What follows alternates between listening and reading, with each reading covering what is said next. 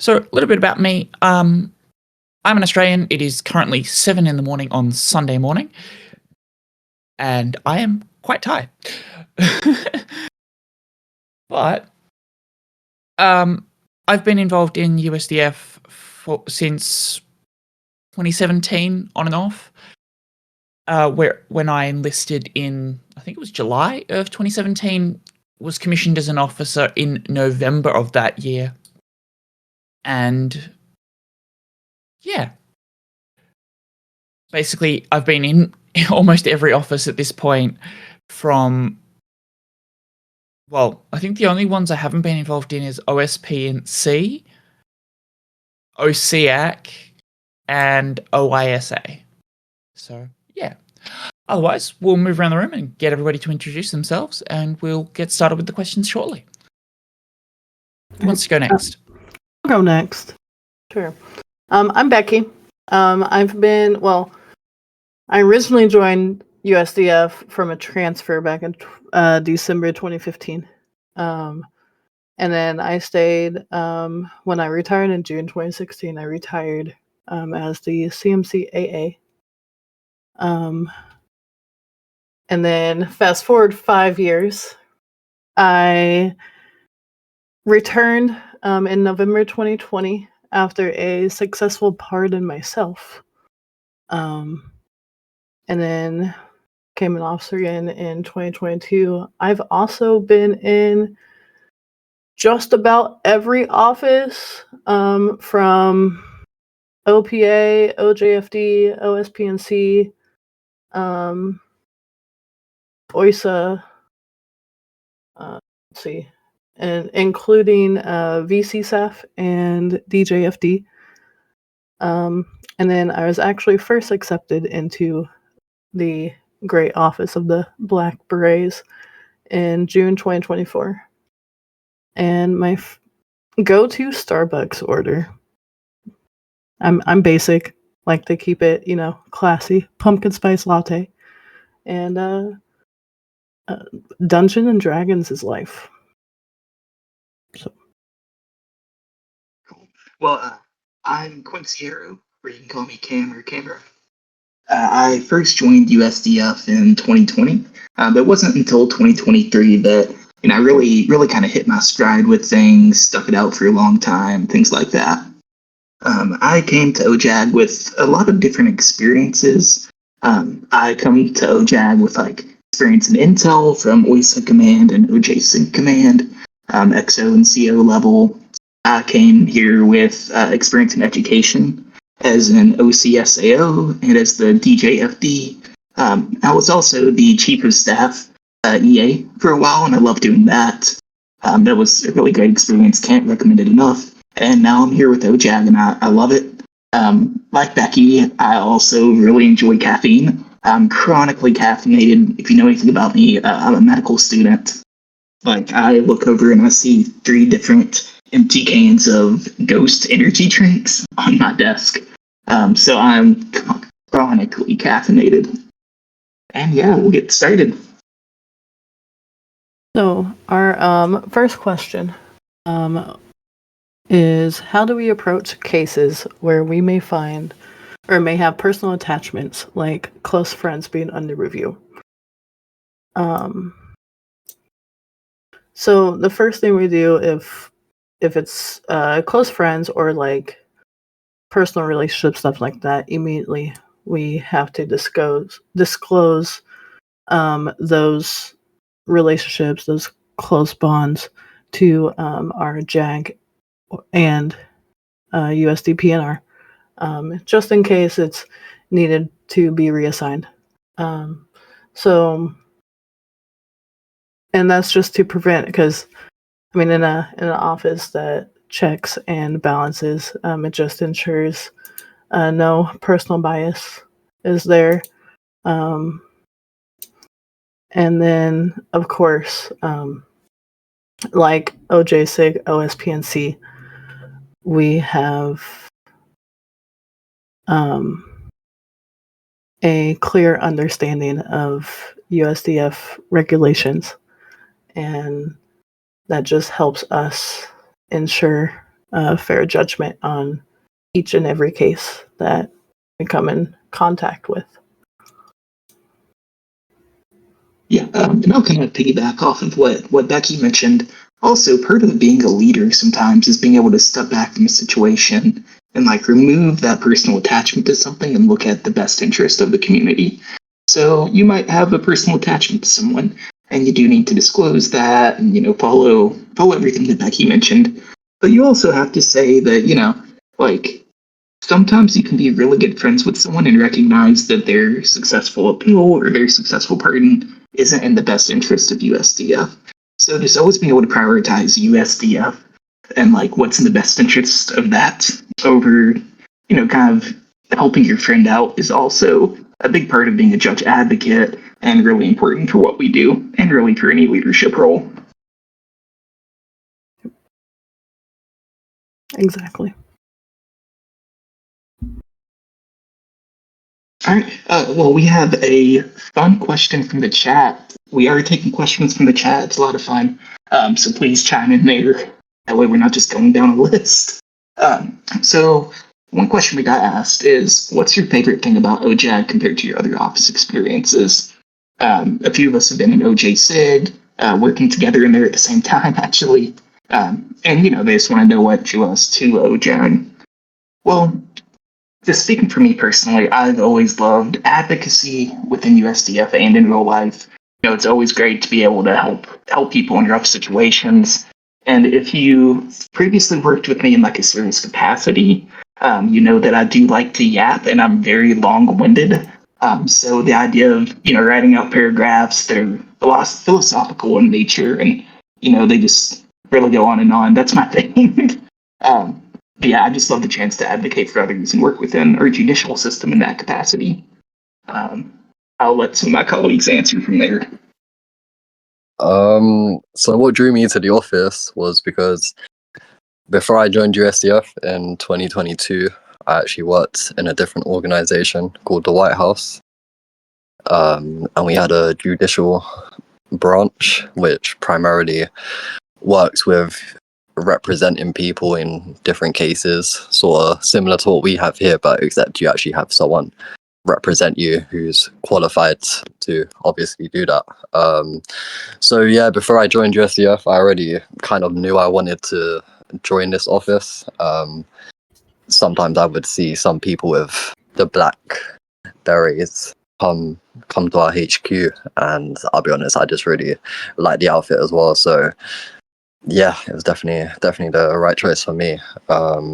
This is where I felt I was more confident on this side of things at USDF, and obviously having the opportunity to decide, or having the power to, obviously make such important decisions, having that responsibility is something that helps me thrive at USDF. So, that's why I like challenging myself by going for these positions. And yeah. Well, for me, coming from someone that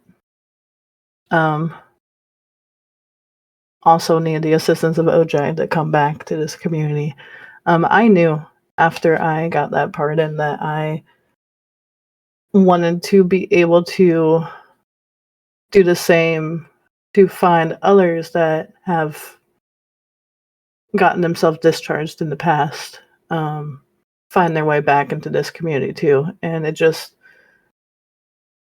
to me, it just feels right. Like I don't know. Like I joined the office in June 2024, and when I recently came back and reinstated earlier this year, it's just like I have to get back into OJAG. Like that's just where I felt like I could do the most help for our community to help just keep this community safe. And yeah. So for me, it's a little bit weird because so when I applied for OJAG, I was coming straight from OJ-SIG at the time. Actually, I was working under Quincy. And it was just quite interesting because while I was in OJ-SIG, I had a case of mine overturned by OJAG. And it was just like, oh, yeah, no, I was out of line there. And it just showed the level of advocacy that OJAG does to support others in trying to give a second chance. And that's something I've always been a big fan of, particularly within like online spaces and stuff like that. Heck, I've done a lot of online moderation over my life. Like probably half of my life at this point has been doing online moderation. And making sure that if someone has matured, if someone has shown that they're going to improve, then I'm happy to give that second chance. But it's also, been a very interesting experience. So that's kind of what drew me to OJAG. Otherwise, I think we might move on to the next question. So the next question is, what qualities does a judge advocate need to have to be a successful member of OJAG? So primarily it'll come down to, hey, can you be fair? Can you be impartial? We can often be dealing with cases that when we're talking with friends, we're talking about friends. As Becky said earlier, we need to be able to, say, hey, I recognize that I have a relationship with this person, even if it is just a friendly relationship. And say, hey, I might have a potential conflict of interest here. Please take that into consideration. You need to be able to communicate effectively. You need to be able to actually have an argument respectfully and be able to disagree with each other too. Like, that is actually really, really important, because not everybody sees every case the same. So someone might see a different aspect of a case. And heck, we all make mistakes. We all miss aspects too, right? So that's always something that's really important. Plus, we also need to consider that you need to be trustworthy when we're talking OJAG. It is a high clearance position. We are looking at cases for people who were discharged, sometimes with operational security matters. And yes, Lars there with the clearance mentioned. Plus also being able to say, hey, you need to be able to stand by your belief. If you believe someone is truly ready for a pardon, or that something was taken out of context or whatever, flagging that with everybody and then having a good conversation about it is really important. Yeah. Yeah, I think you pretty much summed up most of the qualities you need. What's the next question?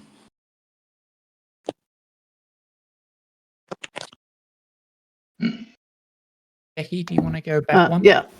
No, I'm good. Sorry. The next question also came from the chat.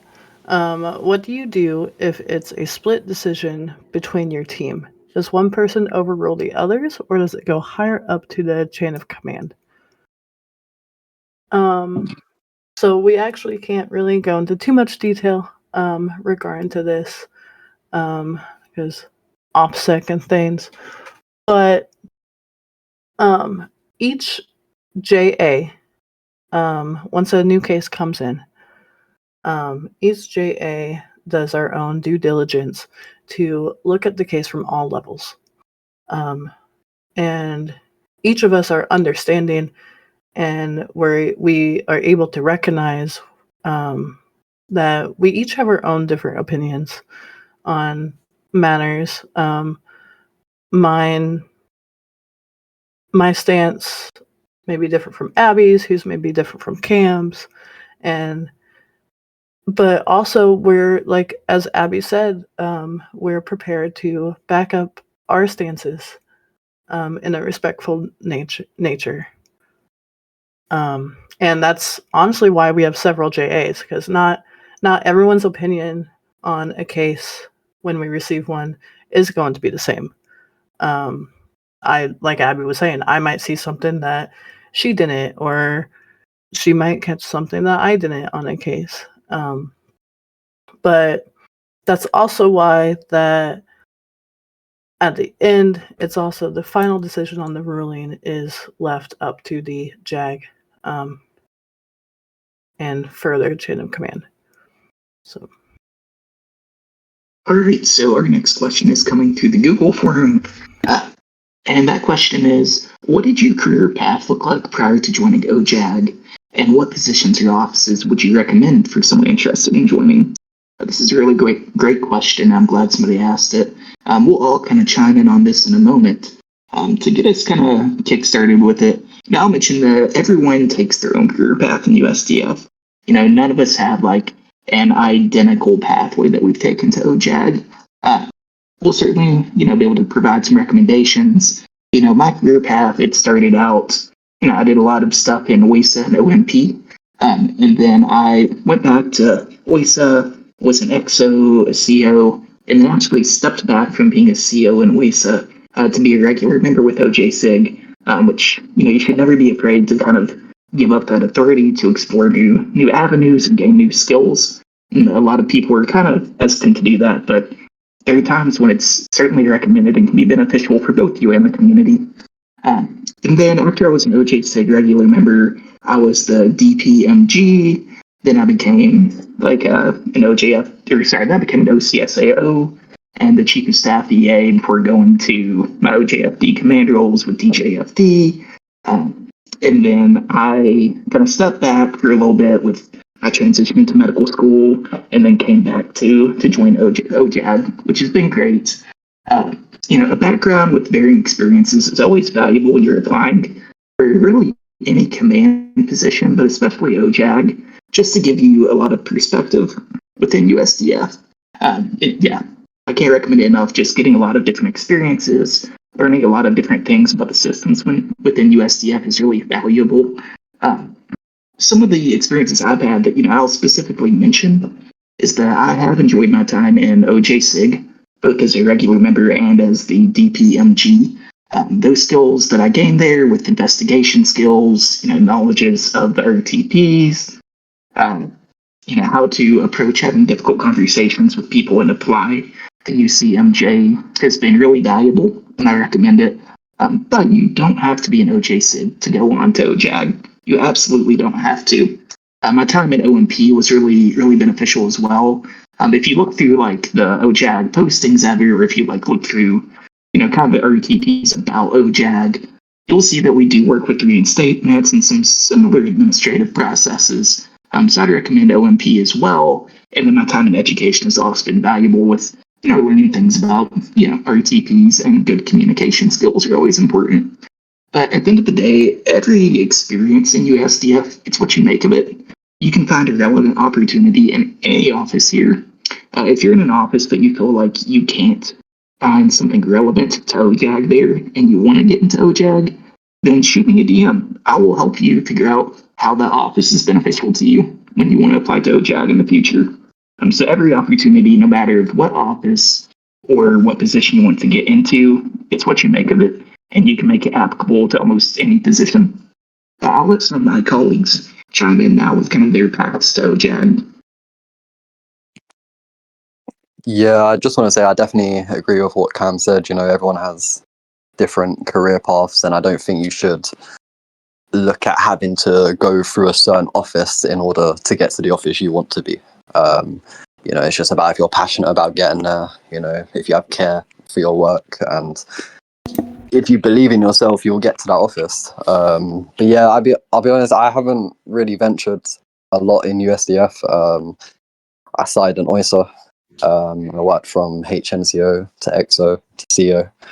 And then I finally joined this office where I served for a couple months before I ended up resigning. I came back about 2 years later. I felt like I still had something to offer here. I still wanted to to do some work in this office. So I did rejoin OMP for a bit, but I think everyone knows that my heart lies in foreign affairs. So I had to make my return back to OISA, where I finally got a leadership position. And then they trusted me as the Director of International Security Regional Affairs. And then, now I made my move to USD PNR, which obviously I'm very, very grateful to make that move. I enjoy OMP, I enjoy OJAG, so I feel like I got the best of both worlds here. Like I said, in terms of trying to join this office, I don't think one office will, assist you greater than any other. I think it's just down to the person. If they truly want to have a career as a judge, then they'll work for it. You'll, increase your knowledge up to all the RTPs. You'll shine in your office in different aspects. You'll get good PRs. That's all you need. You just need to work for it. You need to believe in yourself. And like Cam said, if you have questions and stuff about the office, you shouldn't hesitate to reach out to one of us, because we're always happy to provide an answer, and we're happy to assist you in getting to where you want to be. That's what I feel like people are really hesitant on reaching out, because they think they have to do it all themselves. But truthfully, you're not going to know everything. If you've never been in the office, how are you going to know stuff? So that's why it's good to reach out and use your peers and just get the support you need, really. So like Cam said, obviously, if you are interested in pursuing a career in this office, then reach out, because we'll help you get there. And exactly as Brandon said, I don't believe that there's any one career path that can land you in this office. Example, out of me, Abby, and Cam, I've never been an OJSIC. It's just never really been on something that I found myself wanting to do. I will just touch upon after I came back in November 2020, I immediately joined OJFD. Once again, I've been away from the community for 4 years. I wanted to get my feet wet again. I wanted to get my stance. From there, I became XO OSPNC under now CMET Ivan, while he was DSPNC. And then after serving there for a while, I moved on to a CEO position within OISA. Actually went through OCS while being in OISA, and I just loved foreign affairs. It was what I saw myself doing and would see myself doing were I not in OJAG. And I even went through OCS while in OISA. After that, and being in OISA for a while, it's just like, I want to switch gears, move to one of the assistant director positions in OPA, and had a great time there. And then while Sugar Noah was Chief of Staff of the Air Force, I had the opportunity to serve as his Vice Chief. And that's when I just fell in love with the Air Force, to be honest. I didn't, prior to becoming Vice Chief of the Air Force, I believe Air Force was like the branch I spent the least amount of time in. I was just like, I'm going to be a Marine, it's going to be great. But then after my appointment to VC staff, I don't know, it's just the community that the Air Force brings. And then I laterally shifted to DJFD. After my time as DJFD, I went on inactive reserves and then was able to find myself in OJAG after R2. And like I said, when I came back earlier this year, I joined OISA, went back to OJFD because I'm just like, this feels right. And then in the back of my head, I always knew I was just like, I have to get back into OJAG. I just need it. That's where I need to be. So finally, OJAG positions opened, and I was just like, even though I'm OJFD, I've gotta, and yeah, that's why I'm here now. So, as Brandon said, no career path is the same, but we all work together. Yeah, for sure. Like, when I came through as OJFD all the way up to 01, at which point SOCOM stole me. But that was back when it was called DSS. So we're talking a very long time ago. Then ended up in OJSIG to get some investigation skills. Where did I end up from there? God, it's so long ago. OJSIG, I think I ended up in CMTT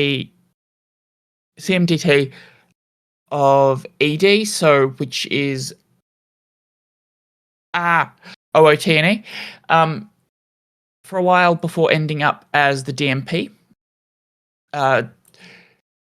which honestly DMP was really interesting. So for those, so yeah, the OMP, when you're looking at some of the skills that they get, like OJAG is still responsible for some of the reinstatements that we do.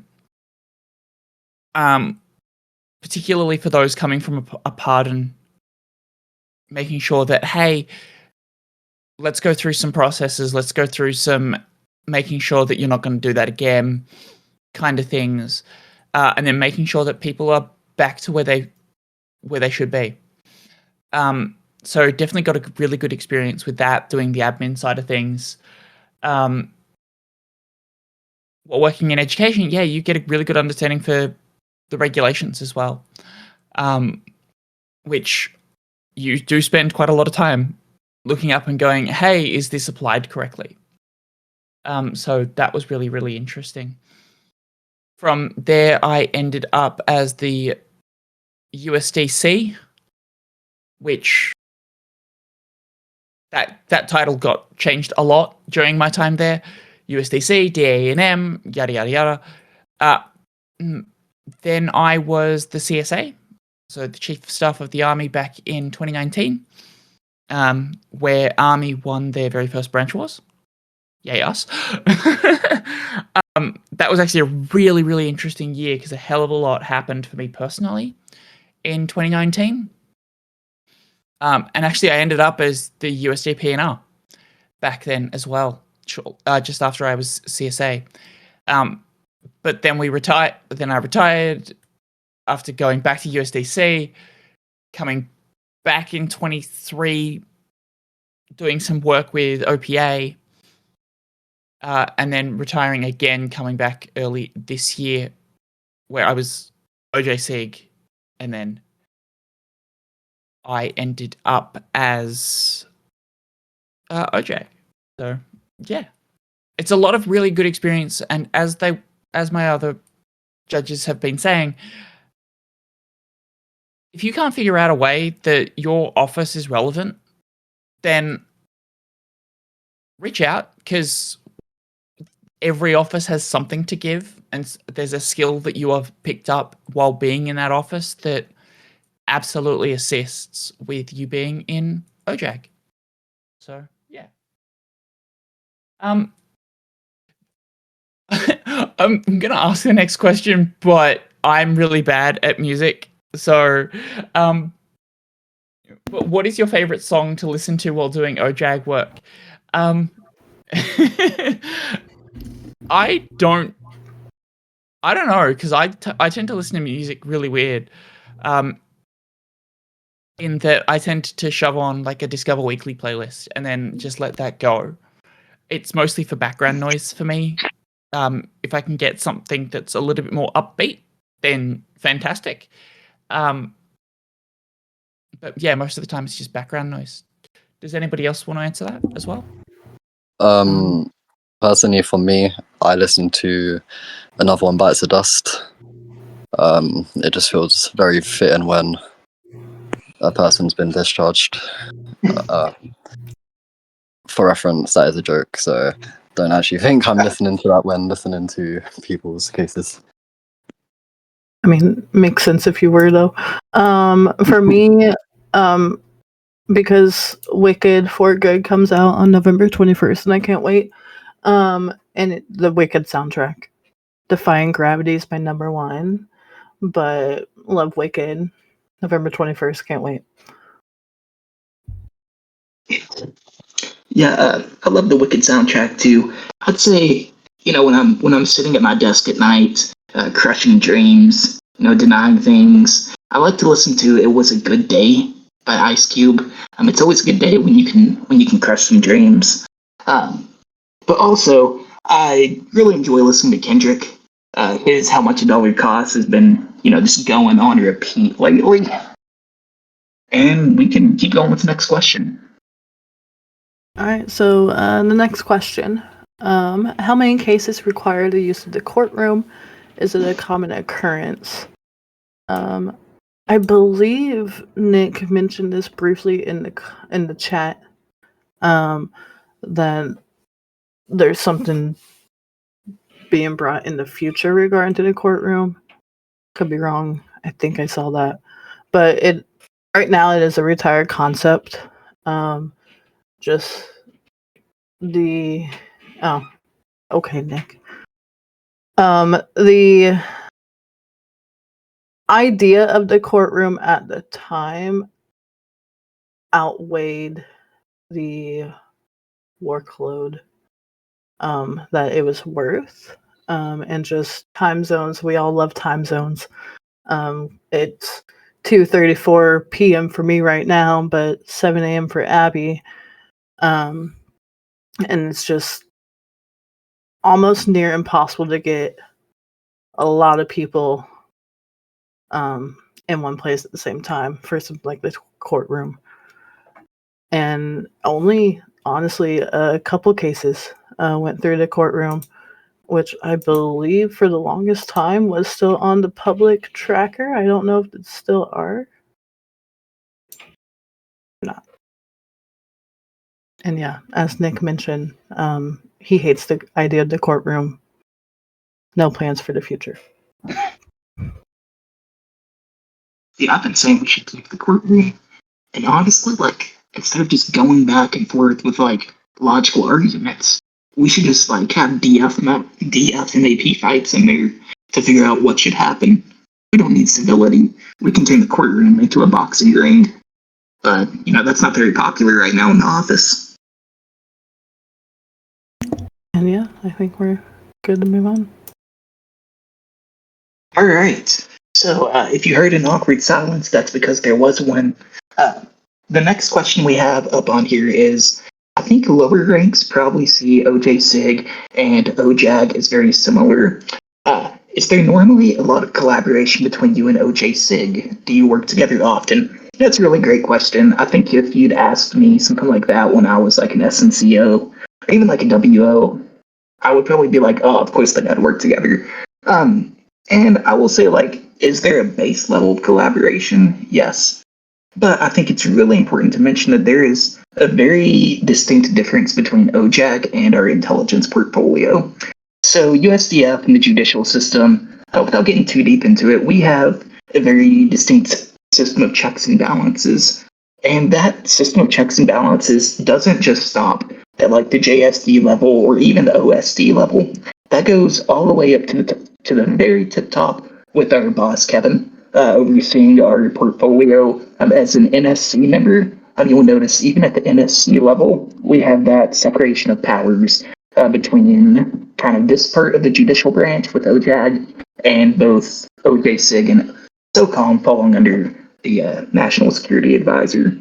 Because it would be really odd if the same people that issued that disciplinary action, if they were to be the ones reviewing their own disciplinary action, there's a big conflict of interest there.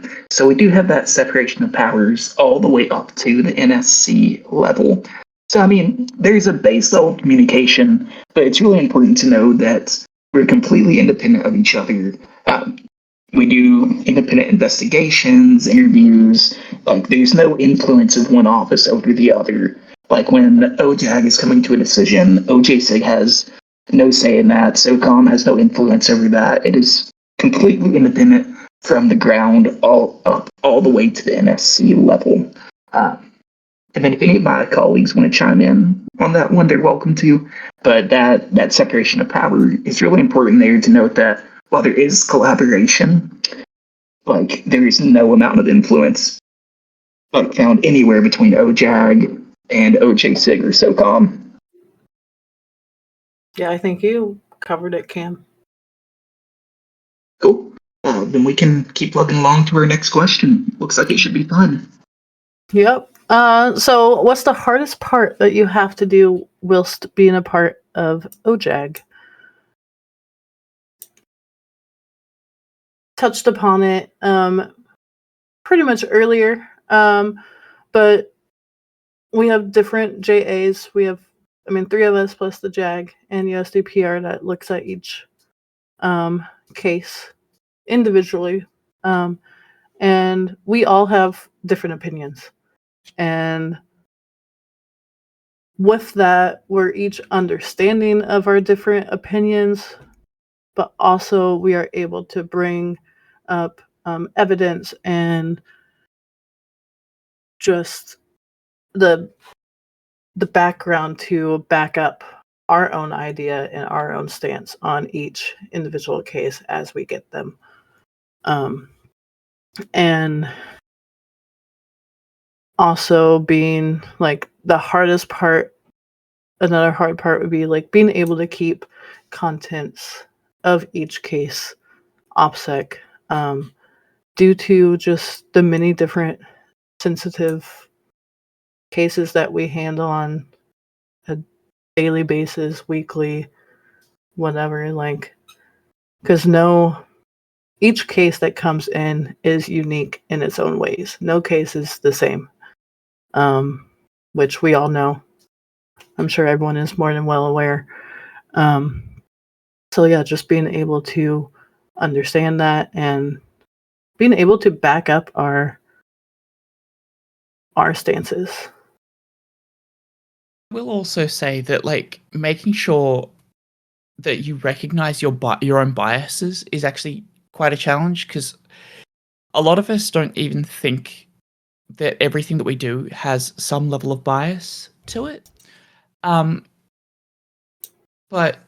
it's true. Like, everything that we do, everything that we are, influences our decisions, and we do introduce some level of bias, unfortunately.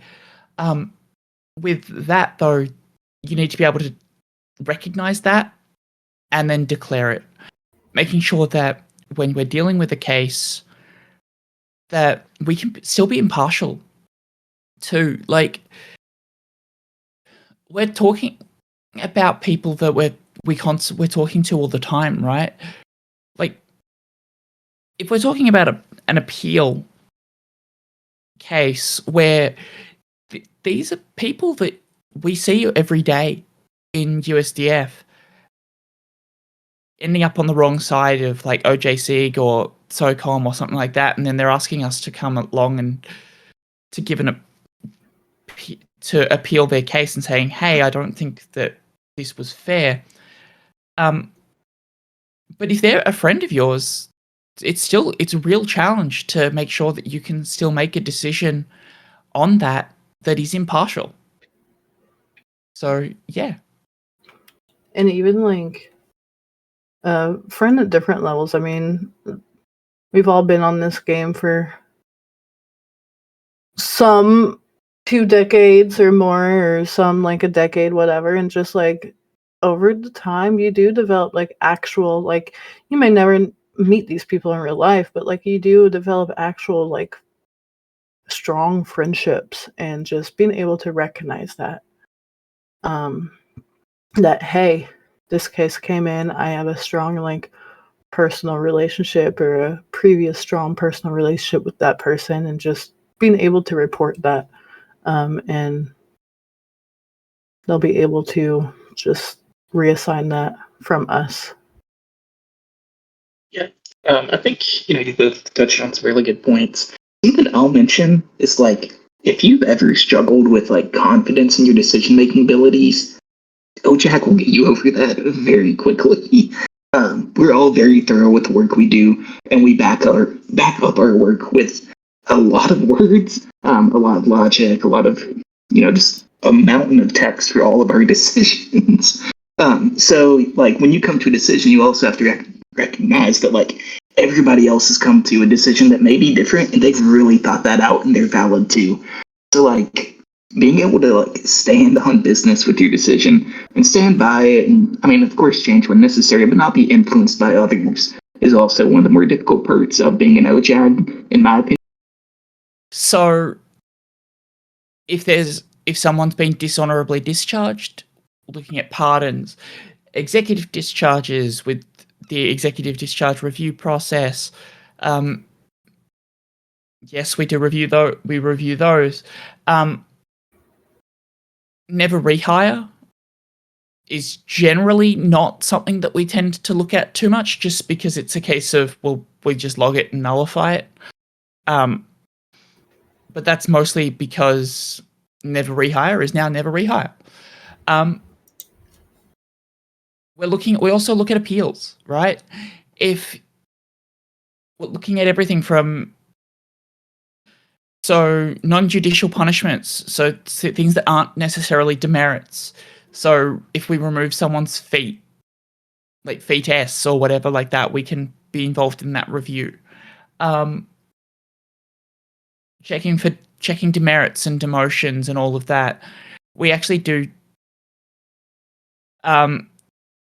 We do tend to check quite a lot of things just to make sure that things are being consistent. So our articles of the UCMJ are being consistently applied.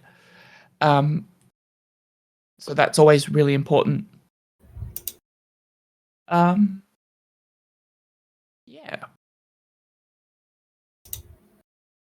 Oh, that's what that was for. All right, so we'll keep going with our next question. The next question we have is in kind of a similar vein, with people asking, what does a typical day or week look like in OJAG? Abby mentioned a lot of what we do with the cases that we look at, kind of the different classifications that we work with. So of course, that's a big part of what our day does.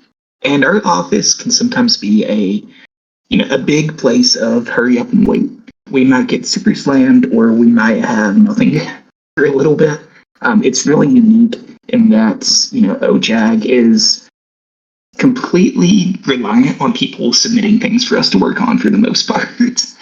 So it can be a game of hurry up and wait. I would say a typical day or week involves, just monitoring those incoming requests we get that I mentioned. For any of those cases, for different types of appeals that Abby mentioned, we're always watching for those, because once we get those in, we do want to be pretty quick with it. We have some different stages, which we won't get into the specifics because that would be OPSEC. But we have deadlines for each stage because, we might wait a few days for something to come in, but once we get it in, we want to get that done quick.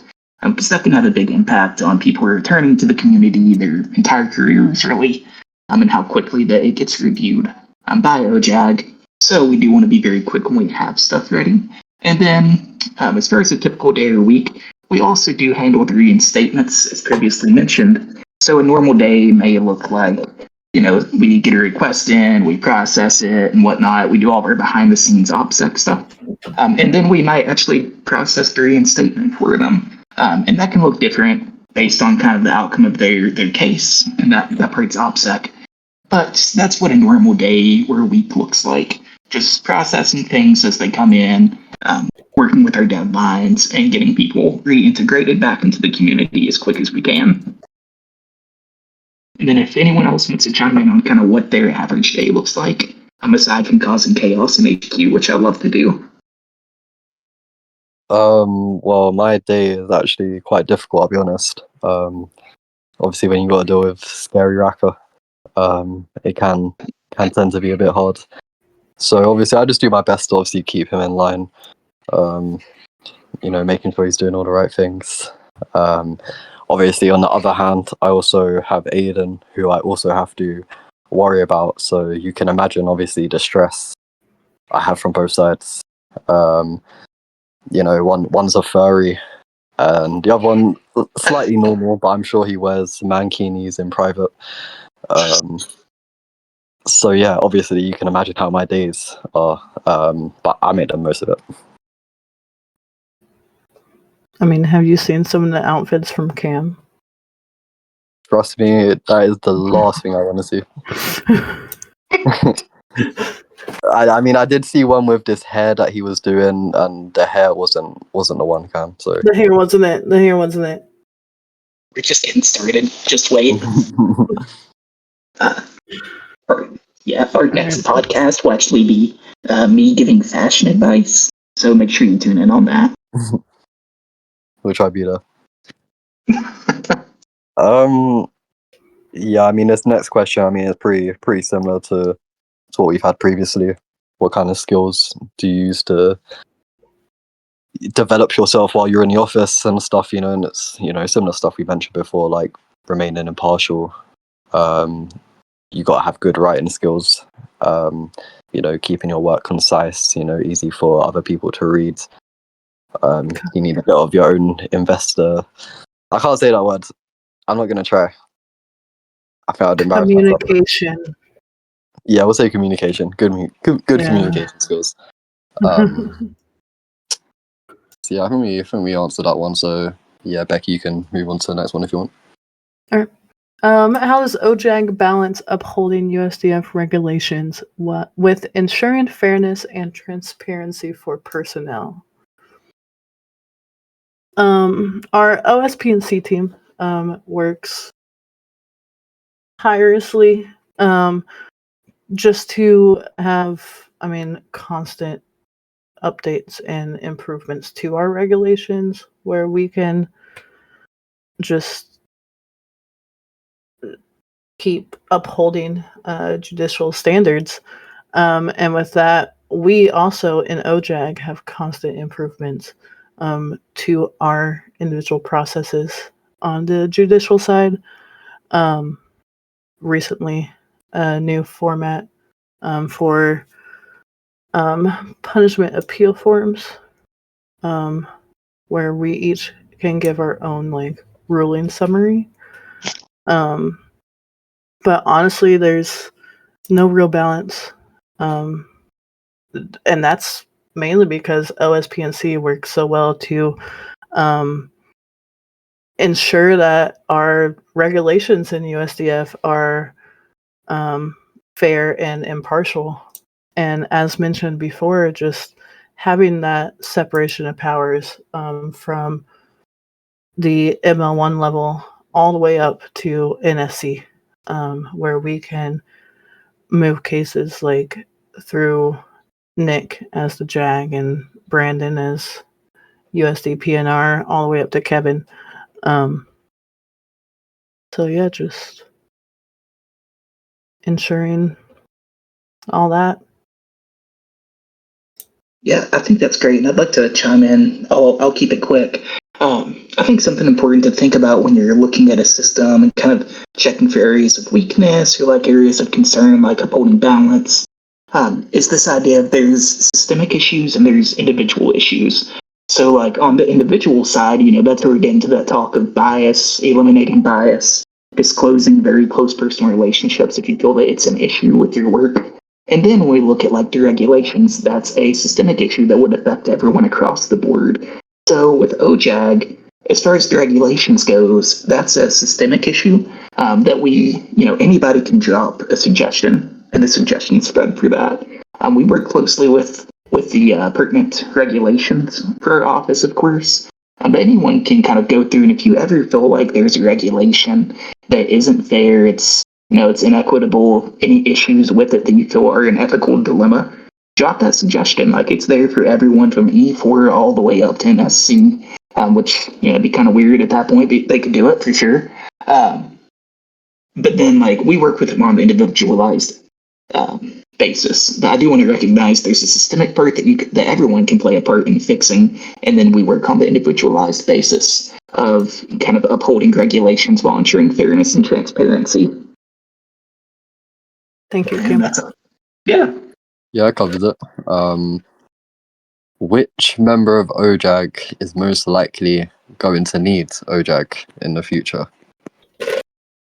Are we talking about fashion-wise? Because definitely Kim. Yeah, I'll be honest, I definitely agree with her though. Yeah, People to be just don't honest. appreciate me.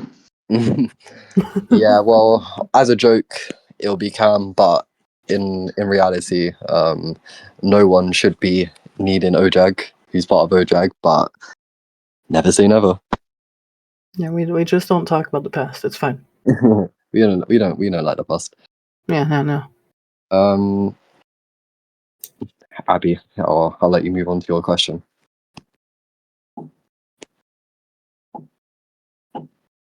All right. I love when my headphones come unplugged right at the wrong moment. What's the biggest misconception that people have about OJAG within USDF? A lot of people still think that we're a part of Intel, and we're not. Falling under the USDPNR is a very different level of responsibility than those under Intel. Yes, we still have investigative abilities, and we're often working with evidence that, like OJSIG and SOCOM, are sending us. But we're not in that process. We're not in the Intel process. It's our job to help you, less to punish you. And that's actually one of the other comments here, is that OJAG is just here to punish people. We're not. We're just trying to make sure that everything is fair and equal across everybody. That the articles of the UCMJ are being applied fairly and consistently for everybody involved. Maybe that PAFs don't get overturned as well. Like, that's not at all the case. Heck, one of my OJSIG cases got overturned. And that was because, like, I knew that I was out of line there. So was very grateful to have OJAG that was able to be that check and balance for me. But it can be quite rare, but that's because OJC does some very, very good work, and it's very often the case where if they're sending out a punishment, they've generally got the proof to back it up, and that it's often very justified in the way that they apply those judicial punishments.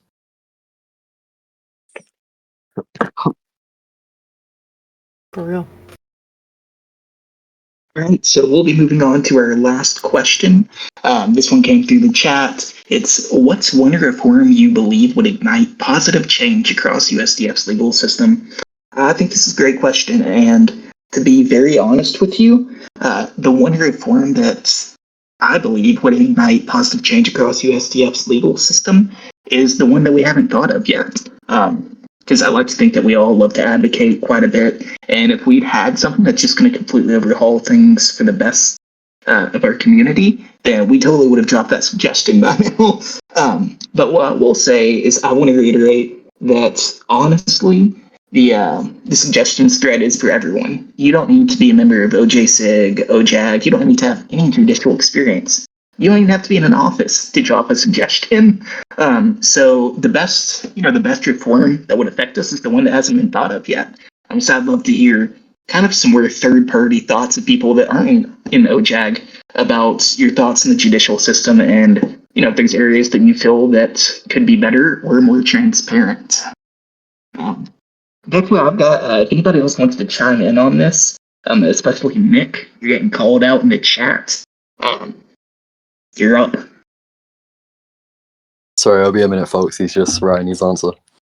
I think the the number one suggestion that can change OJAG is we change our black berets to hot pink berets because I feel like that would just put the icing on the cake.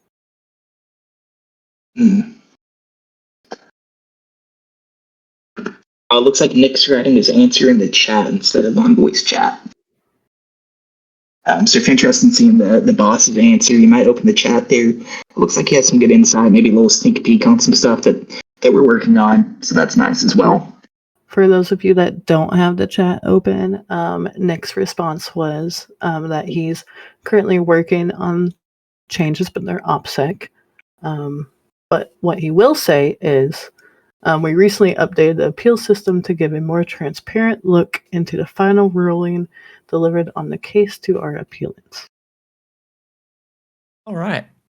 As it has just... now, further comments from Nick. Nowadays, if you appeal a demerit or demotion or such, you'll get a summarized version of our ruling to see how we reached the verdict. With respect to operational security, of course. All right. Well, it's just gone 4 o'clock. Thank you all for coming. We are going to wrap up there. We have been recording this session, and we will be posting it on YouTube in the coming days. And as always, if you would like any further questions, you do have any other questions for us, please feel free to reach out to any of us via DMs or however. And otherwise, yeah, if you are an officer with O2 and above, and you have experience as a CO in any portfolio, then please feel free to apply whenever you can. Unfortunately, our office is currently full, but keep an eye out for whether when applications do end up opening. Otherwise, I think that's just about it. Thank you all for coming, and we look forward to hearing from you in the future if you do have any further questions. Thank you so much, folks. OJAG out. Thank you. Peace out, bye.